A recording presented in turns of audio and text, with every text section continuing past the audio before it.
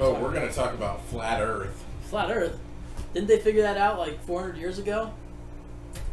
There's a ball Yeah. floating in space? Yep. Yeah? I totally believe that. Spinning 1,000 miles an hour on its axis? Sure. Going 66,600 miles, 66,600. Emphasize that number a little bit. Think A about little that. too much. Maybe you're going a little crazy with this. 66,600 miles an hour around the sun. Yes, there you go, 666. So it's going 1,000 miles an hour on its axis, 66,000 miles an hour in its orbit around the sun, while the sun is traveling through the Milky Way galaxy, or orbiting within the Milky Way galaxy about 200,000 miles an hour, or something in that range. And then the whole Milky Way galaxy is hurtling towards the center of the universe at about 1,000,000.3 miles an hour. Yeah, I don't know all these facts. I mean, that's what they discovered 400 or 500 years ago, when Okay. they had telescopes just barely invented, and they lived in rock buildings with no electricity, or photography, or flight. But I don't know how anybody would believe flat Earth today. Okay, so... well, you want to start us off? Do I want to start? Us Yeah, off? with some points, or am I giving you some of my points? So in thinking about it, I have seen evidence that supports a globe Earth. I have seen evidence that supports a non-globe Earth. So maybe first thing. So when we talk globe Earth, we're talking a heliocentric model of the universe. Yes. We're talking globe ball, spherical shaped planets and stars, and they have orbits around each other and whatnot in space. And so so the heliocentric model is that our Earth is orbiting around a sun, a star that we call the sun. And so that is the heliocentric model. Now, that was in opposition to, or to replace, or whatever you want to say, the geocentric model, where the Earth was the center, not the sun, but the Earth. And so you can have a heliocentric or a geocentric model with a globe Earth. So you can have a globe Earth that is the center. Everything is moving around it. So instead of the Earth moving its orbit around the sun as the fixed point, the Earth can become the fixed point, and the sun moves around that and all the other things.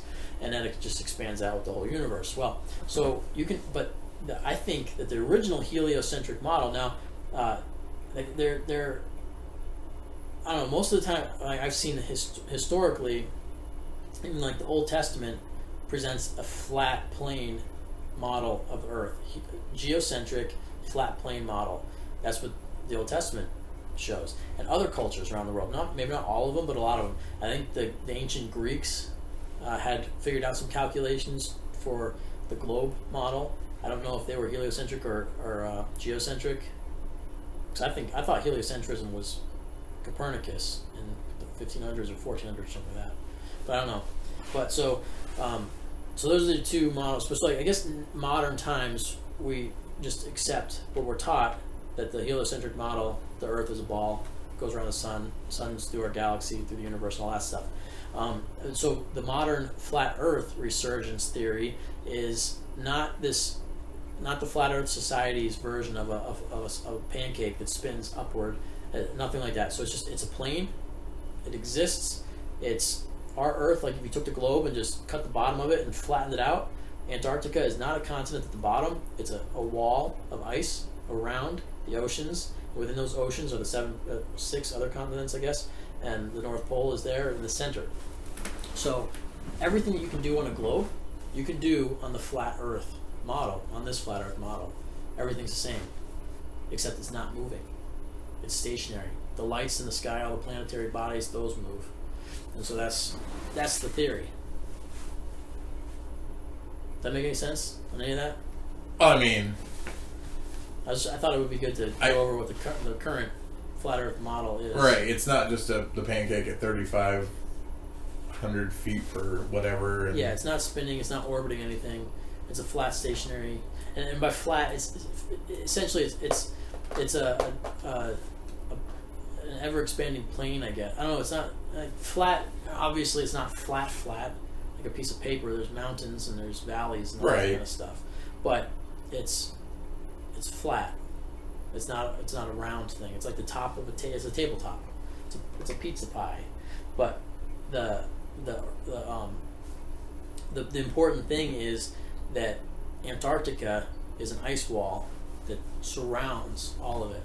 So when you head, if you have the North Pole as the center of this pizza, and you head south from the North Pole, you're always going to go towards Antarctica.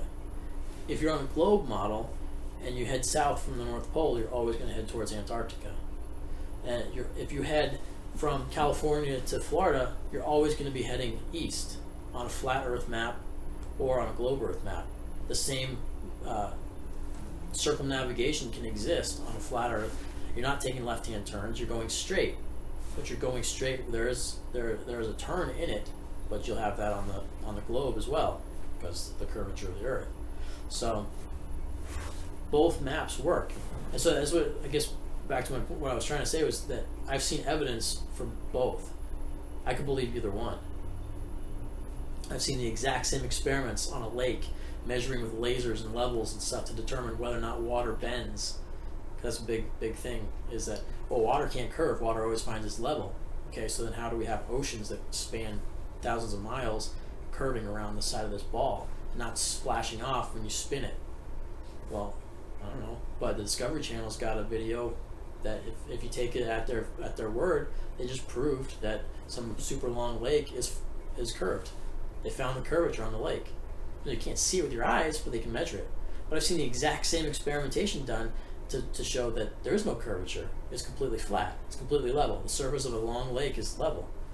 And I've seen videos of the sun going down behind the horizon, where the sun stays the same size and sinks down as a full circle and just goes and disappears behind the horizon. And I've seen the same kind of video of the sun going away further and further and further, getting smaller and smaller, not going behind anything on the horizon, going down, but going straight away from you until you can't see it anymore. Huh. I've seen both. So what's real? Which is it? Is the Earth flat or is it a globe? I think it's a globe. Okay, so why? Well, there's a lot of reasons. Are you want to get into one? If you want to. Okay. What are we talking about here? But my conclusion is that it doesn't matter. The details of is it or isn't it doesn't matter. The question is why, if it's flat, why are we told that it's not? So that's the thing, that's what I want to talk to you about. Tell me why you're convinced that it's a globe. How about the seasons? Okay. What They about don't line up across the globe. Right. If the Earth were flat, the rays would hit everywhere equally, and there wouldn't be differences in seasons from the northern and southern hemispheres, because the Earth is round. Rays hit the north or south differently, and seasons depend on that, how close the sun is to the northern or southern hemisphere. So, first of all, do you want me to answer these with the flat Earth theory? Or? Counterpoint it. Okay, so that's what we're doing, right? Yeah. Okay, all right. So I can do that. Just wanted to get a couple of these that Right, I found, because I did some research All right. on both. So So I kind of came to the point of my where I sit. So picture the flat Earth map. We're going to call it flat Earth map. A pizza really is a pizza, okay? So you got your crust is the ice wall around the outside. It keeps all the sauce and the cheese in. The cheese can be the continents. Picture a pizza made out with shaped continents like cheese. Okay, so this is massive. We're talking huge, because it's the same distance between things on a globe or on a flat map, but there's actually more distance between the southern hemisphere continents. There's more ocean on the flat Earth than there is on the globe, which I believe accounts for when Neil deGrasse Tyson said that the Earth is a pear-shaped, spheroid pear-shaped or something like that. He said it's because he said it gets wider at the bottom. It's chubby in the southern hemisphere because of its spinning. Okay, Neil. The reason he says that is because he has to account for when it's on a flat map, there's more distance between South America and Africa because it's spread out. It's hard to do this in just speaking, so It's hard to do it just sitting there, because right. Well, I don't know. I have it in my mind. I mean, I can draw it, but so anyway, what was the question? Oh yeah, so the seasons. So you got your pizza pie. It's massive, super huge. Now you said if the Earth is flat, the sun's rays will be hitting all of it at the same time. right. Why do you say that? Why wouldn't it? Well, okay, so how far away is the sun from the Earth?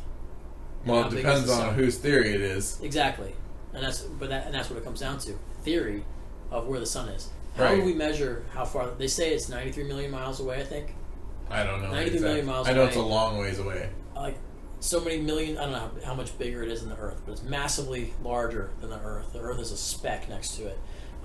It's a massive thing. 93 million miles away. If it was 1 degree closer, we'd all burn up and die. Right. If it was 1 degree further away, we'd all freeze to death. So that to me indicates that it is mathematically precise. They decided how far it needs to be in order to make all this stuff fit. All of this is mathematics to prove it after the point. They said, here's our theory, now let's prove it through math. And that's what I believe has happened. And so, but, okay, so to actually answer the question, seasons. So, if the Earth is 93 million miles away from the sun, then yeah, it would make sense that the sun's rays are going to cover all of it at once. But what if, since we're talking what ifs anyway, what if the sun is actually only a few thousand miles away? I've heard of this. This is part of the flat Earth It's not theory. as massively large as we're told. Right. So what if we're already going crazy and saying the Earth is not a ball; it's flat. So No, you are. I'm out. Okay. Well, so I am. I'm representing that community of people. I don't care what it is. I do care. I like the flat. All right, straight up, I like the flat Earth narrative. It's awesome because it deals with all this conspiracy and craziness. But it makes more sense to me. It's more observable by my senses. If I was to find out for sure that it wasn't the case, it's not going to hurt my feelings. I don't care what it is one way or the other. I like that story better, and there's a lot of reasons for that. But so I'm arguing on behalf of that, even though I'm not 100%, but I like it better. I prefer it. So, if the sun is closer to the Earth than they say it is, and I think we can see this sometimes if you look at the way the sun's rays come through clouds. Yeah, maybe it's a mirage, maybe it's hallucination, I don't know, but it doesn't look like it's so far away. I don't understand how rays can come through at certain angles as it does if it's so far away.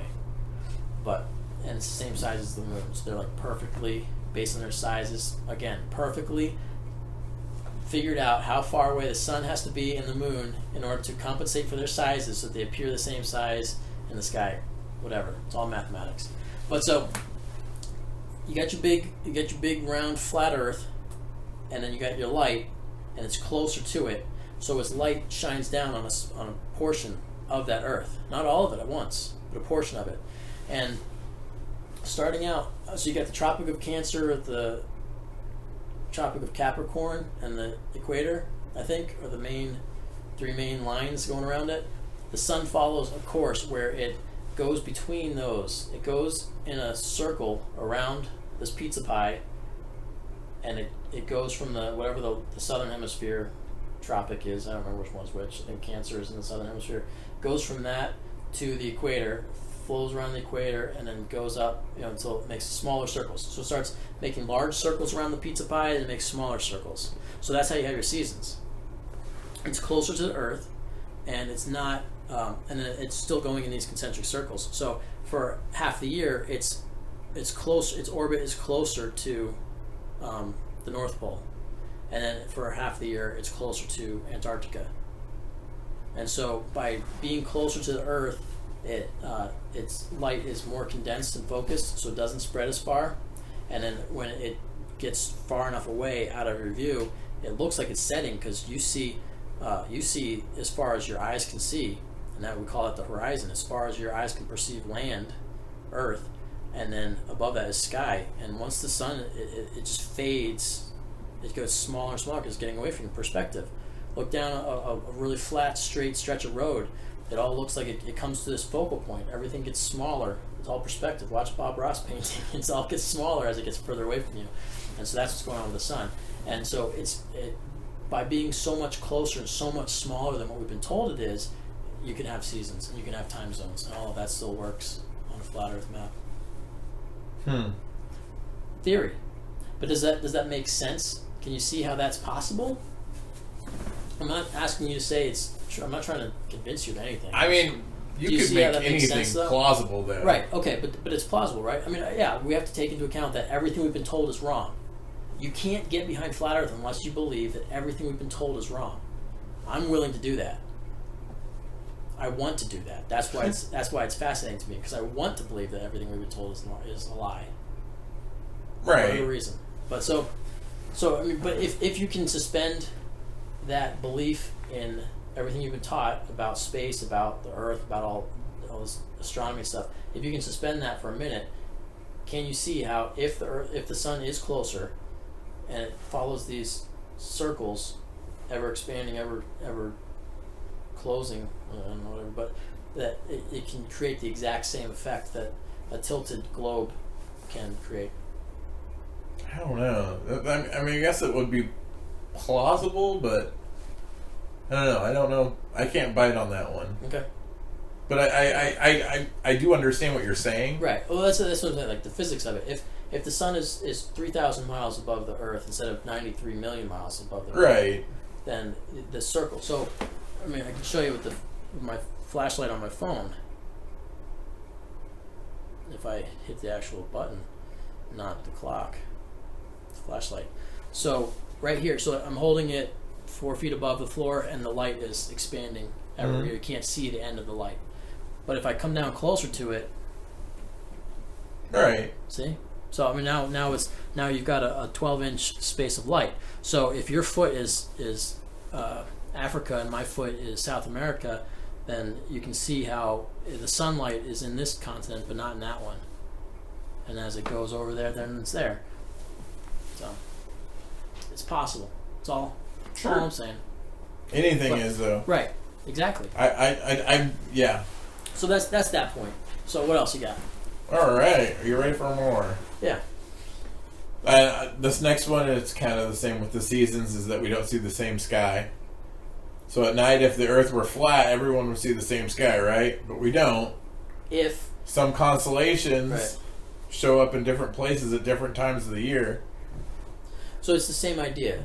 The stars are not millions of miles away. They're not huge. They're not the same size as the sun. Again, I'm rewriting what we've been taught. So it's easy to go, you're making it like I said that on a heliocentric model, they decided what they wanted the bodies in orbit to be, and then made the math work, right? So I said they created a theory and then made it work. I'm doing the same thing. My theory is that we have a stationary round disk of land with oceans on it, and we call that Earth, and there's lights above us. I don't know what those lights are, or where they come from, or whatever. I don't know what they do, but they do what they do repeatedly night after night, and it's observable. But so, just because the sun is brighter and bigger than these other lights doesn't mean that those other lights have to be the same thing as the sun. So in this theory, so again, am I creating a brand new approach or theory of the universe to fit my desired model? Yeah. Well, that's the same thing that the heliocentric model did. So there's no difference there. We're both doing the same thing. Only I can't claim NASA, but I can shed some light on my distrust of that if you want. That's a long one. Yeah, we should do that another time. Yeah, that might be its own thing. Yeah. But so stars, constellations, and stuff like that. I don't know. I've never been to the southern hemisphere. I don't know what it looks like. But I've seen people say that it's different whatever hemisphere you're on. So is that because we're on a ball, or is it because the stars are a lot closer than what we're told? Like I could be if we set up a planetarium, a big dome planetarium, and you sit on one side of the room and I sit on the other side of the room, we can see different things projected onto the ceiling, even though we're in the same room. Right. There's enough distance between us, and the roof is close enough to us. So my question. Well, so there's 2 points about the stars that I find interesting. And again, I don't know. These are things I've read or I've seen people talk about. I have Right. no idea. I have not done any of the research myself. I just hear something and I'm like, oh, that makes sense to me, or it doesn't. But the 2 questions I have. So I'm not trying to claim that I can't prove anything. These are just things that I've heard that I accept as plausible. The 2 things I question is, one is the North Star. How is the North Star always where it is? If we are spinning wildly through space at like 4 different vectors, I don't know what you would call it. I'm saying vector because I think it sounds right, but I don't think it is. Sounds cool. Right. But we're going on our own axis, spinning crazy, but you still see the North Star. enough to travel by boat by. It's there enough to travel by boat by. So we're spinning 1,000 miles an hour, and we're going around the sun. The sun is moving around our galaxy is moving through the universe. How does that star stay fixed with all that movement? To me, that seems like a stretch of imagination. It's just, okay, I don't understand how it's possible. But if we were stationary, and that North Star, that light in the sky is fixed also, and everything else rotates around it, like imagine lying in a baby's crib with the mobile, however you want to say it. You had to use a British accent for that spinning last time. around you. It's got a fixed point, where the hinge point or whatever, where the pivot point. What if the North Star is the pivot point? I don't know. So the second thing that I think is interesting about stars is I can't find it again. I don't know where it's. Maybe it's too true and the Masons took it off. The Illuminati's hiding it from YouTube, or it's not. It wasn't real. I never saw it. I just pretended I saw it. I don't know, but whatever it was, someone was talking about with the early when they were tracking stars back under the geocentric model. When they would track the stars, they had these maps, and the stars, well, the planets. They were tracking the planets, I think it was, and because the planets are stars on the flat Earth model, the planets are stars. Well, for some people, because there's flat Earth with space and there's flat Earth with fake space. It depends on where you go. I like fake space. Again, I like the crazy things, so fake space is more entertaining to me. But in fake space, the planets are stars. They're lights. Whatever they are, they're just lights. They're not planets. They're not land masses. So back under the geocentric approach, back in the day, they would track these star patterns. And if you have a stationary Earth, the star patterns or the planet patterns in their orbits make what is called sacred geometry. They make these shapes. It looks like a what do they call that? This spiral. Calligraph? Spirograph. Maybe I don't know. Calligraph. Maybe I don't call it Morgan. I don't know. But that's West Coast, left coast language. But yeah, the spirograph. So you make these shapes, and they call them sacred geometry. There's specific shapes, like flowers and cells, division and stuff like that. Are all you find these shapes in them. And so the star, I think it was the planets. I gotta find this thing again. The planets made these patterns in their orbits under a geocentric model. When you switch over to the heliocentric model, they're just big circles. So now, I like the one where they make these sacred geometry. It sounds more intelligently designed, and that's where this all goes to. But so I don't know what stars are. They're lights, and they follow a procedure. So I don't know. So you then, you might have that one. I don't know. How far do you think that our telescopes can see? I don't know. Far enough to see the lights dimly. That's one of the points on the NASA thing. Admittedly, they can't see other galaxies. They can detect radiation or heat signals. They can't see galaxies. Pretty much every picture of space that we've seen is either an artist rendition of radiation or waves, some kind of energy waves. Like all these galaxy pictures and stuff you'll see, they're all like these crazy colors and look like, I don't know, just they're neat. Like the deep space Hubble photographs or whatever, they got a tour around these pictures. That stuff, it's all just artist renditions of what these like energy signals that they picked up, they've detected. There are no actual pictures from space. They're all CGI. Somehow they're all manipulated. Even the pictures of Earth are manipulated. And they admit that. That's on NASA's website. They say it has to do it that way because the Earth's too big to take a picture of. We got pictures of everything else. We got pictures of Venus. I guess we don't actually. They say that we do. So some deception there. If they're willing to lie to you about that, where else are they willing to lie to you about? But I don't know. So yeah, I don't know what telescopes say. I don't have one. Because I have had a telescope and What did you see? I've seen the moon. What did it look like? Grayish. It looked like the moon, but closer. Yeah. I mean, how could you see a person walking on it? Like how far could you zoom in on it? Not that close. Yeah. But I mean, that's Would you just be a able to little see a tree? telescope. Yeah. Okay, I know.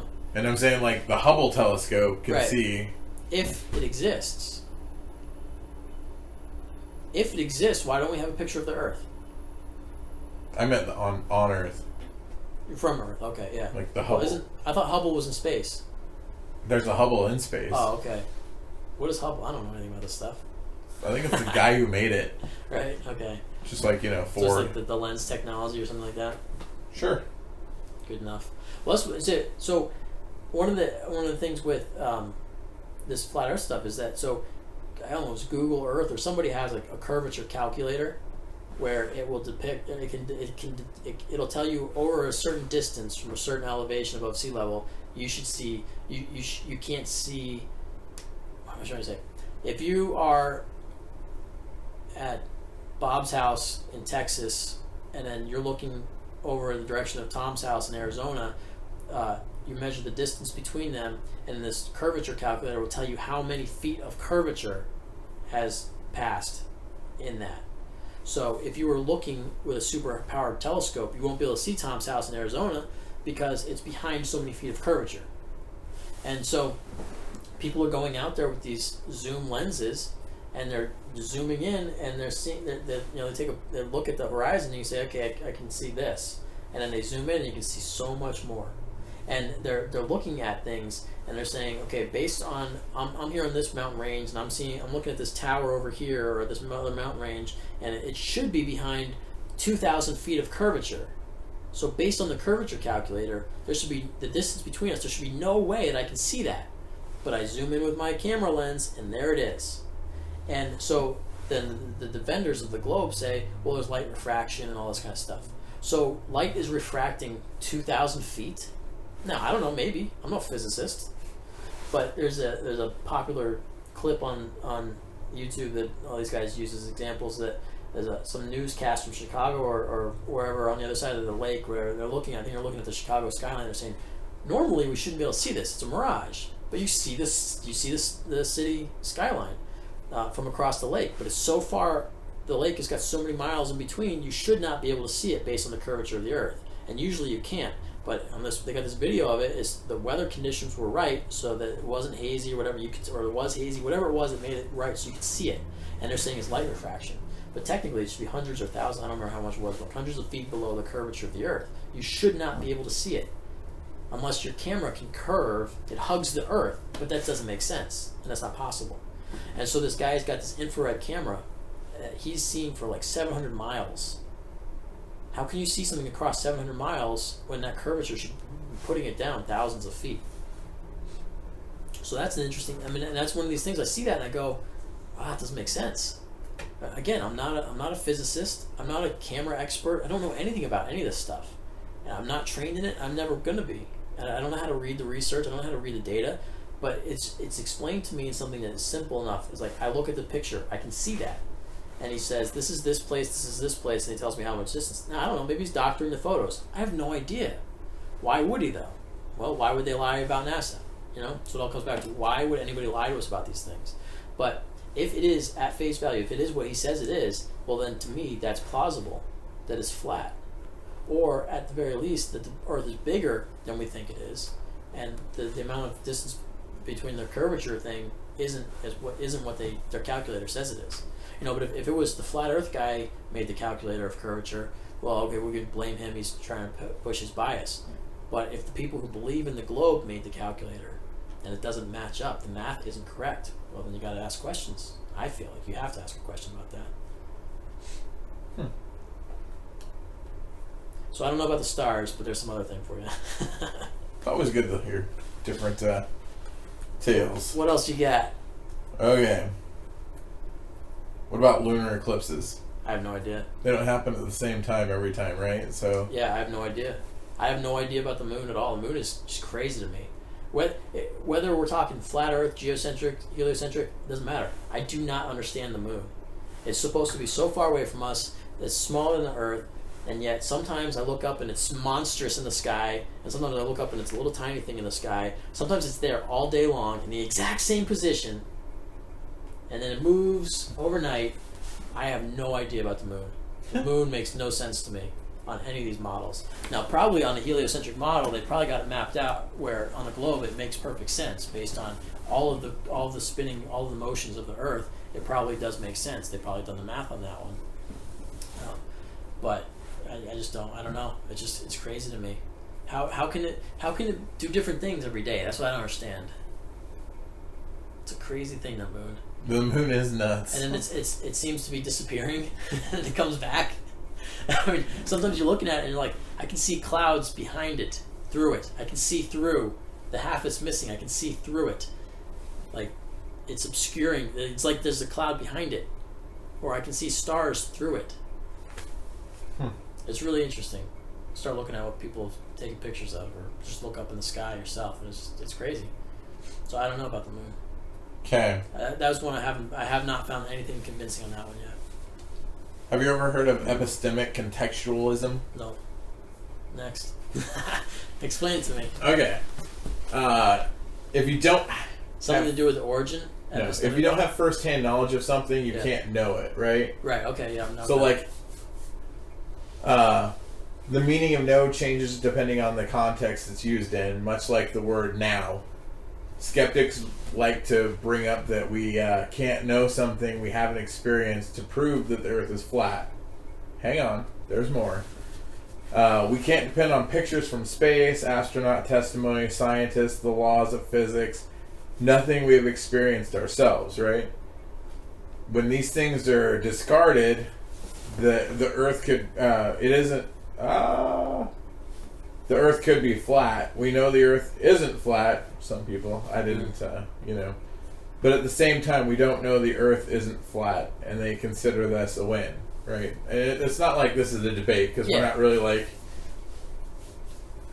I mean, if we were debating, it would get a little too heated, and I'd probably cry. Anyway, only if you take it personally. yeah. Which, why would you take the shape of the earth personally? I don't. Because it has nothing to do It with completely works, and that's really all that matters in the end. Exactly. It existed before you. It'll exist after you. It doesn't matter one way or the other. So to get upset about this, and that's where you go on YouTube and you look at the comments sections, and people are just angry, and they're you flat tards or you globe tards, and they got all their stupid. It's so dumb. It's such a waste of time. Why are you getting upset about somebody because they have a theory that's different than yours? Why? Why? It seems like there's a lot more against the flat Earth perspective than the flat earthers. I mean, there's plenty of flat earthers going against right. What we call them globetards and stuff. And it's just dumb, immature, childish name calling. What does that prove? It doesn't prove anything. But these people are, why are you getting so angry about it? Why? And that's where it gets to the crux of it. So why is it offensive to me if someone says I don't believe NASA is telling the truth? Why would I take offense at that? I don't work for NASA. I didn't invent it. I have no ties to it. Even if I do, if I work for a company and someone says your company's terrible, I hate them. Okay, thanks for sharing, but it doesn't mean anything about me personally. Right. I don't care. It's not going to matter to me one way or the other if the Earth is flat or round. It doesn't, or globe. I mean, globe versus. It doesn't matter. So why would I get upset about it? Why would I get angry? There's no point. Right. Absolutely agree. Okay, hang on. Yeah. So I thought of some things like some Matrix-y type stuff, you know? Like, how do you know you're really awake? Like, this could just be a dream. Right. Like, it could be. And so I find that people who are unwilling to even entertain that idea are going to have a hard time leaving heliocentric globe model because that's what they've been taught. So someone who can't go, yeah, maybe this is a dream, it's going to be difficult for them because they, for whatever reason, they can't divorce themselves from what they've been taught, from the indoctrination or their upbringing or whatever, their programming. And that might sound like I'm praising people who are leaving that and asking, but I'm just saying if you're open to it, I don't care if I don't think it's better for someone to be like you prefer the globe model. Great. I don't think it's bad about you at all. You're probably right. If you look at the science, you're right. I'm living in some fantasy world right now. So there's no better or worse in this situation. So we all have our own personal theories with things we believe. But I feel like it's limiting. It's closed-minded. You're closed to anything outside of what you already believe, and that I think is dangerous. And that's where all these biases and stuff come in. And if we can't even look at something else that's different, if we can't even hear something that challenges our idea, that is a weakness. I'm going to say weakness because I can't think of a better word to put in that. But I think if you can't even accept that there could be a different way, then that's a problem for you. you have a fixed mindset and you're going to struggle in your life. So to not even, I mean, I'm okay if you hear the evidence or you hear the suggested evidence, like I told you, like you said, what about the seasons? I gave you what I've heard, what I think is probably the case, and you go, no, I don't accept that. Great, no problem. But you listen to it.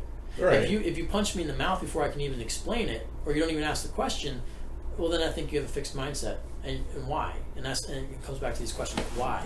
Why are these stories being told? Sorry to interrupt you again. No, it's okay. I was just thinking. I thought about these things like some of the epistemic contextualists, like what they might think, and so it's just. And this is something that people really put on flat Earth in general, and I don't know if that's a fair assumption, but it is what it is. But that's in the Bible. Yeah. Bible says the Earth is flat. Right.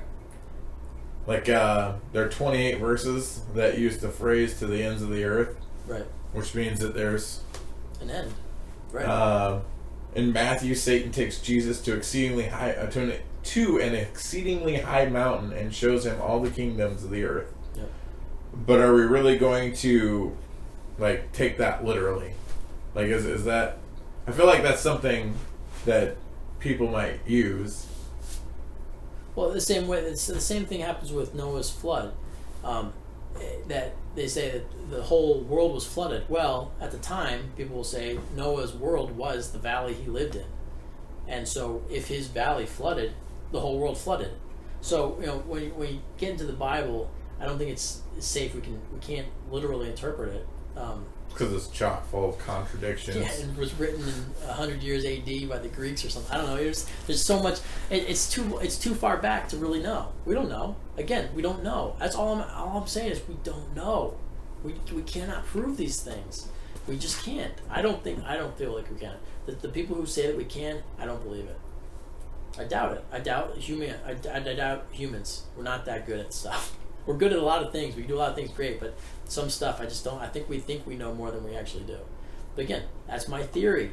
No one else has to believe it, accept it, like it, appreciate it, anything. But just let me have it. Don't hurt me for having my theory. That's what it comes down to. I promise I won't. Okay, thank you. Yeah. But, so, yeah, was Jesus seeing the entire earth? Maybe. Probably not, because our eyes don't go that far. Even if you're at the tallest mountain. But maybe you can. I don't know. Maybe he had Satan binoculars or something that he could see the ice wall. Clouds. But I mean, on a flat Earth, the flood works a lot easier too. If you've got a 250-foot ice wall around it, the whole thing could flood. There's somewhere for the water to stay in. I don't know. It's just there's So I don't know. The Bible does speak to a flat Earth. That is the model. And I think a lot of traditionally, I think there's other cultures too, historically that had a flat model of the Earth. Well, everybody did until I don't even remember. Until whoever was first, the Greeks maybe a couple thousand years ago, or Copernicus in the 1400s. Something I saw is apparently Copernicus was pushed to release his theory by the Catholic Church. So if they're behind it, something suspicious going on. That's bad too. But so and this is where we can talk. I told you, I've seen evidence, the exact same evidence, the same method of obtaining data to prove both sides of this discussion. So I don't know what to believe. I don't know unless I go really high in the sky myself and see with my eyes or with telescopes or something like that, or I go to Antarctica and float around the wall. But there's a lot of reasons why that can't happen. One is expense. Two is access to technology. Three is political issues blocking my travel to Antarctica. They say, oh, you can go book a flight there. Yeah, okay, but there's a lot of ways that can be covered up. So we're talking a massive cover-up. And this is what I think is important about this. It doesn't matter if the Earth is flat or a globe. It does not matter. Like you said, it's functioning. We're going to live regardless. If we all woke up tomorrow and something proved to us that it was one way or the other, it's not going to change the way we live. But it will change the way we perceive the world around us. And this is what the issue is. It has nothing to do with the geometry of this Earth we live on. It has to do with why. Why would it be covered up? So, if in 1500 or whatever, the powers that be decided we're going with this heliocentric globe model. We like this, we're going with it. Why? Why did they like that? Because it was a scientific revolution. This is just my own personal theory based on whatever. But they're going with this renaissance, the scientific enlightenment, all of this earth, man's knowledge, leaving God's knowledge behind. They're leaving the belief in God, the created earth, the created world. They're leaving that behind. Now, not everybody did. A lot of religions embrace the globe. They embrace space. And they think it's fantastic. But if the Bible teaches the earth is a flat disk, plane of existence with a firmament above it, with lights in the firmament, a planetarium dome. That's what we're talking about here. That's what the Bible teaches. If that's true, and man wants to get away from God, well, then you create this Big Bang. It just happened. It came out of nowhere. It just happened. All of a sudden there was stuff where there was nothing before. No God. It just happened. And then all after these millions, hundreds of millions of years, everything evolves. Here we are. We're a tiny speck floating through space. We're insignificant. We don't matter. There's no divinity in you or me. And it takes away the meaning of life. And so 400 years of that goes by before they have airplanes, before they have photography, before they have methods to really show what the nature of this earth that we're living on is. For the last 130 years, really, we've only maybe, I don't even know that, but think about that. Only for like 2, maybe 3 generations of people have we had the technology. I mean, they'll say, oh, we can prove it with telescopes and measurements and sticks in the ground and shadows. You can't. Because Michelson Morley, I don't remember what it was, some experiment to determine the movement of the earth. It was never, they couldn't prove it until Einstein came up with there's this theory of relativity maybe, until he created a mathematical equation to prove their experiment after the fact. Their experiment didn't work.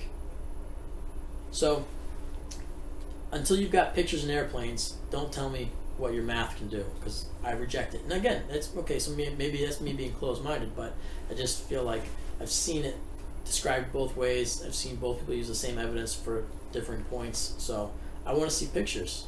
I want to see it.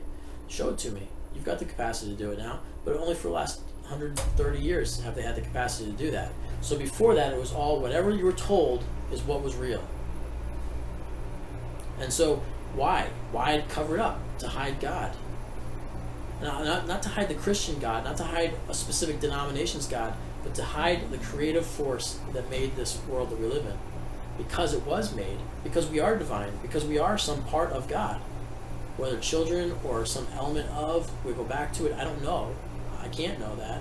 But if the earth was flat, it was created.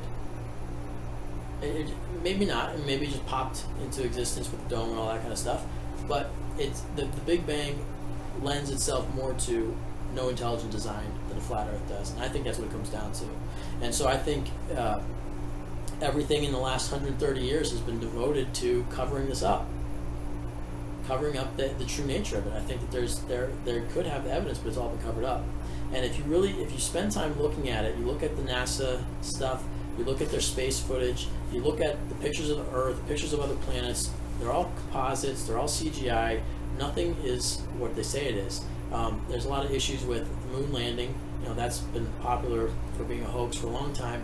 With the Van Allen radiation belts that were discovered in the 80s, and you see NASA astronauts saying, oh, I'll go back to the moon in a second, but we can't get there. We lost the technology. We destroyed it.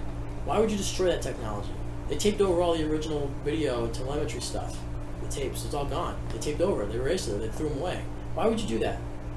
The moon landing was the most important thing that's happened in recent history, and it just taped over it? Like it's somebody's ballet recital? You don't do that. So with the Van Allen radiation belts, this other guy is saying, as soon as we can figure out how to get through the Van Allen radiation belts, we can go back to the moon. Well, how did you get through it the first time? Well, we didn't know about it back then.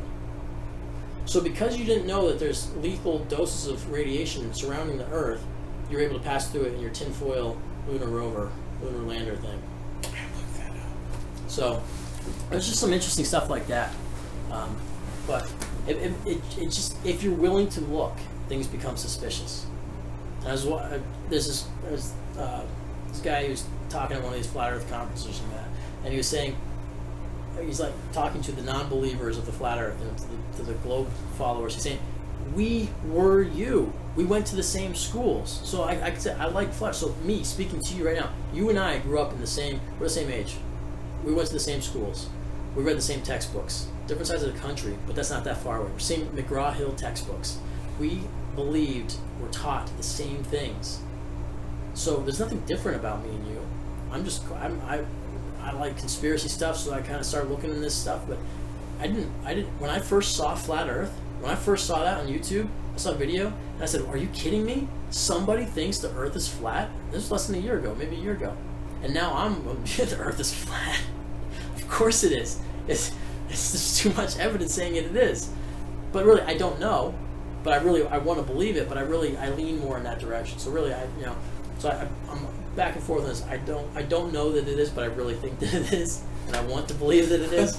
You're back and forth on it here too. Yeah, but it's just you and I were taught the same things, but I'm asking these questions. I mean, you're asking the questions. You're listening to me talk about this. Right. You're not just going, this is a waste of my time. Maybe you are, but you're still here. So that's I don't know. 10 points. So that's my. I guess that's my final word on it is that why. So why would they cover it up? Because of power and control.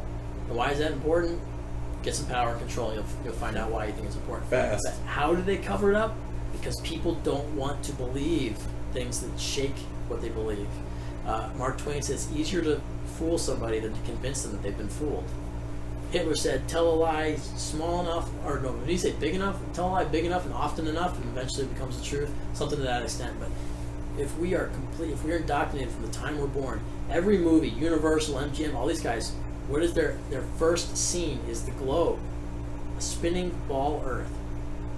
Every TV show, every movie, not all of them, but it's a lot of them. And it's everything that we see. It's there. And why do people get so angry when you challenge it? I don't know. I got pretty angry today. Did you? No. You look angry. Do I? No. So I don't know. I guess that's my thing is that it doesn't matter what it is, and there's evidence for both sides, sufficient evidence to convince me of either one. So the point would be why, if it's flat, why cover it up? And it comes down to control. And is it possible that it's a cover up? A lot of people say no, it's impossible. There's no way you get that many people convinced. But I don't know. Ask some honest questions. Really ask some honest questions and look at it. Is it possible? I think it is possible to have that many people believe something that's not. I mean, the Manhattan Project was top secret for a long time. Yeah. That wasn't nearly. I mean, that was a pretty big deal. But if they were able to, I don't think you need that many people to pull off flat Earth or fake globe Earth, whatever. I don't know, fake space. That's really what it comes down to. Is NASA, $50 million a day budget. What are they doing? So. We'll have to get into that one next time. Yeah. That could be its own episode. So what do you think? After listening to me talk, what is your reaction to all this? I don't know. It's fun to think about. Yeah. I still think it's round. I don't know. I might just be. But I mean, I don't know. Does it matter? No. Do you feel like it matters in any way? No. It's definitely not something to get worked up about. Yeah. Because here's the thing. At the end of the day, flat, round, it works. Well, so if it's flat and they're lying about it, is that something that you feel is important? If NASA is a complete hoax, they're doing stuff in a soundstage or then a pool, it is a big deal. Does that bother you? It would bother me if that was true. Yeah. Yeah. Okay. It would bother me immensely. Yeah. Okay. And that's why I think it matters. Because I already don't trust the government. So. Yeah. So to me that's what matters is that if because it doesn't matter what shape it is, like we said, it doesn't. Now we're just repeating stuff over and over, but it doesn't matter. But if they're covering it up, if it's a lie, if they're indoctrinating us to believe certain things, and there's so much suspicious stuff, at least for me, there's just so much suspicious stuff over the last 60 years. What they initially tried to pass off as footage of space, laughable. If you can find that footage, it was on NBC or ABC, and I think it was 1964. It was John Glenn, or I don't remember. I gotta make notes of these things when I'm trying to tell people. Right. Otherwise I sound like an idiot. And I think it was something that happened some year, and then these guys did this stuff. And They this had other these thing. pictures. And it was so fake looking. Yeah, that's convincing. But it was just obnoxiously fake, and they put it on national TV back in 1962 or 1964. I think it was 64 when they first. Yeah, so it was the first high altitude, like real high altitude pictures. Like I think it was like the first time that they claimed to be in low Earth atmosphere, or low orbit, whatever they call it. I don't know, but Yeah, so look that one up. yeah, I gotta find out. I'll send that to you. Or you, everybody else, you meaning them? Yeah. Yeah, us. Well, that's been 50 minutes of us talking about this. Should we wrap it up? We should. Okay, I'm done. You done? I'm done. Bye. It's a wrap.